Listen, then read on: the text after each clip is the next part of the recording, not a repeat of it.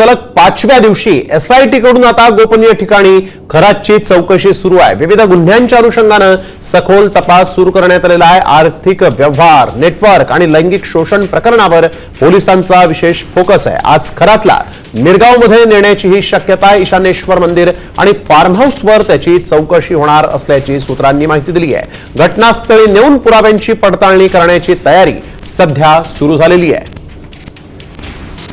तर आपण बघतोय भोंदू खरातची एसआयटी कडून सलग 5व्या दिवशी चौकशी होतीये। आज खरातला मिरगावमध्ये नेण्याची शक्यता आहे आणि तिथं घटनास्थळी नेऊन पुराव्यांची पडताळणी पोलीस करणार असल्याचं कळतंय।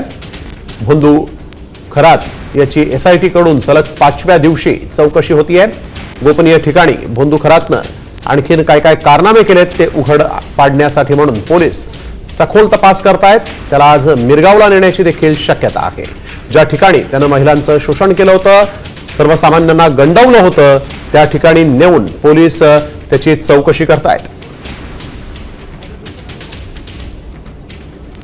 अभिजित सोनावणे आमचे प्रतिनिधी आपल्यासोबत फोन लाईनवरून जोडले गेलेले आहेत। अभिजित, आपण बघतोय आज सलग 5वा दिवस एसआयटी कडून सलग तपास सुरू आहे आणि या प्रकरणामध्ये आणखीनही गोपनीय माहिती, आणखीनही धक्कादायक माहिती समोर येऊ शकते अशी शक्यता आहे, काय सांगाल?